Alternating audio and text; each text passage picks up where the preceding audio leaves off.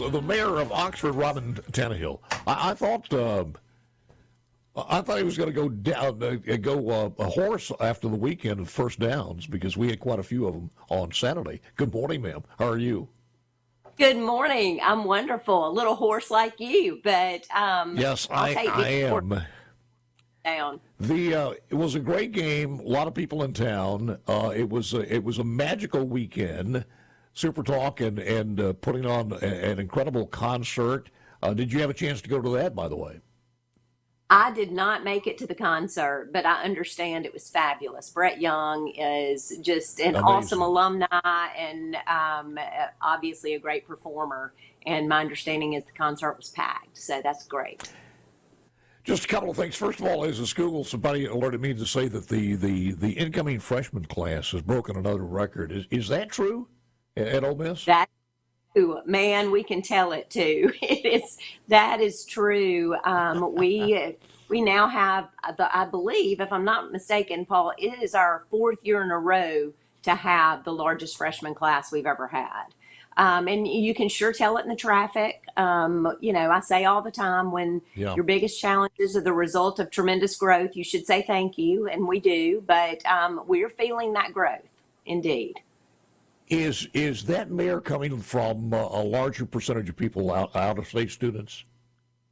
That is my understanding, yes, is that we have a really large percentage of out of state students. And that's wonderful. It is, this is the best time of year because you have that energy of all these 18-year-olds, all more than 6,000 of them, that come to town and bring with them not only their enthusiasm and energy, but their checkbooks. And it is an amazing thing for our economy. And I didn't mean to go this direction, but it was a conversation we were having, and I think Lance and I were talking about this last week. And we were talking about the game that was a Florida game and Georgia Tech played in Ireland. And everybody doesn't think about this, but when you just make that decision, when the NCAA makes that decision, you take a lot of money out of one of those towns. And so I don't know what the upstart of that is, but I know back as a Chamber of Commerce guy, both of those cities, wherever it was going to be, are probably saying, look what you've done to the local businesses, and you can just get an idea of the amount of money that's not there by what went on in Oxford over the weekend. Absolutely. And, Furman and then Middle Tennessee State, two games that, will be our least number of attendees.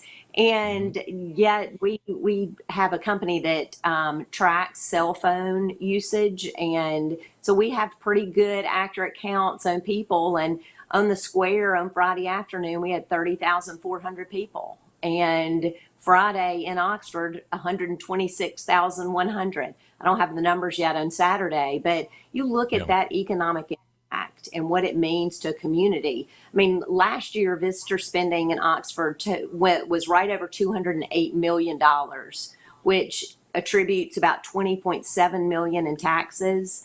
And it's a household savings of $782 based on visitor spending taxes. Wow. So it matters to every citizen in our community.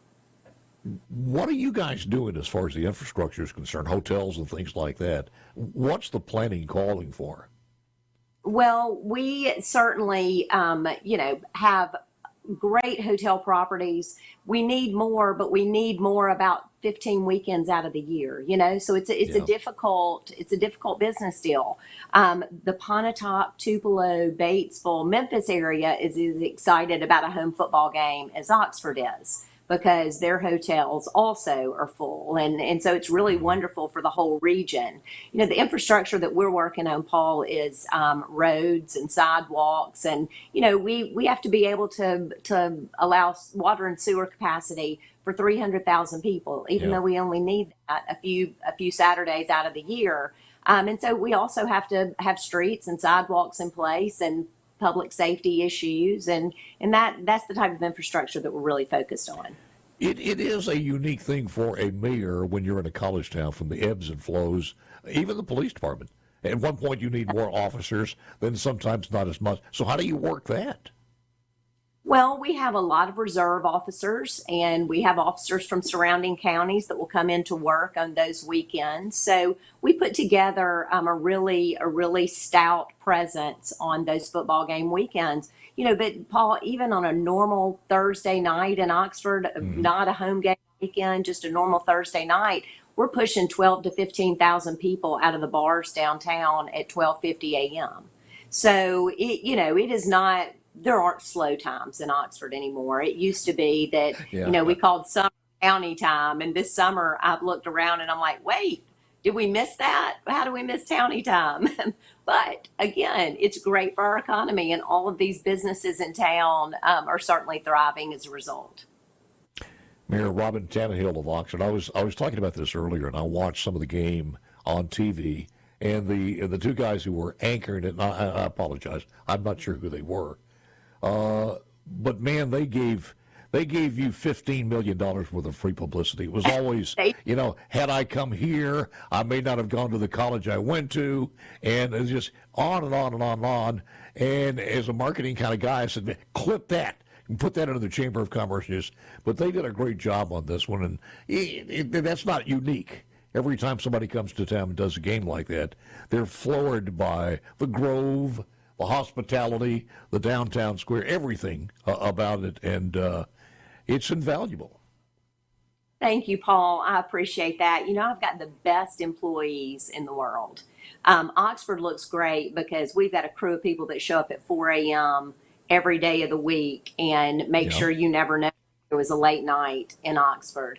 And we call them our underground Disney crew. And it's amazing what our building and grounds crews and street department and especially our Oxford Police Department do to keep people safe, to create that sense of community and safety that people still enjoy no matter how packed it is.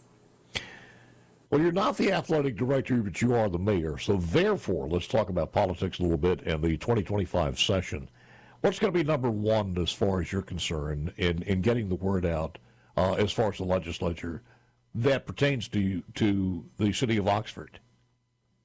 Well, we are always needing assistance in our infrastructure. We have 28,000 taxpayers, but as I said, we had 126,000 in town this weekend. On any Hmm. given day in Oxford, we've got 70 to 80,000 in town. And so, road infrastructure and water and sewer infrastructure are really our main focus and trying to secure additional Yeah. funding. We are the economic driver of this part of the state. And so we have been very blessed with generosity from our legislature in the past few years that, they recognize that and they've been assisting us with those efforts. And that will continue to be our plea. I think, as a matter of fact, we had Brad White on, the executive director, last week, and we were talking about that. Find some type of sustainable annual basis where there is a budget to work on to address things like that long term, and it's got to be done. It's part of it just as much as getting rid of the personal income tax or anything else to continue that growth as far as the state's concerned. Are you worried any? You got Kroger there. I don't know if you have Albertsons. You don't have an Albertson there, do We you? don't. You We do worried a little not. bit We about the possible merger there of Albertsons and Kroger, whether prices might go up some? Well, they may, but we have several other grocery stores in town as well. We have a Yeah, Larson's Cash Saver that is a locally owned great grocery store that I go to almost every day of my life on my way home from work. We obviously have a Walmart grocery store, and we have a new grocery store that has gone through the planning process, Sullivan's Groceries, that is about to build a facility here in Oxford. And we have yeah. Chicory Market, a smaller grocery store, but amazing. So, people have a lot of options as far as grocery stores go. So Yeah. I'm really not that concerned about it. People will continue to make their choices on what's convenient. Competition will be the antiseptic to that. You'll love Sullivan's. We have one in the newest city of Gluckstadt. So, and it's a very, very nice. It's a great smaller type of store. One of the other reasons I think we need to take a look at our liquor laws as far as this Costco and Sam's, because, the word is Costco wants to build more stores, Sam's wants to build more stores, and that simply means competition. But we've got to do something as far as because I don't think they're going to come in without a liquor part of it. So it's something the legislature's going to have to take a look at. Yes, it is. Mayor, sure. It's always a pleasure. I thank you. Congratulations on it. What a weekend. Thank you, sir. We invite all of you listeners to join us next weekend for Middle Tennessee State. It's going to be another wonderful weekend in Oxford, Mississippi. Hotty toddy. Thank you, Mayor. Mayor of Oxford, Mississippi, Robyn Tannehill, back with the final segment coming up next.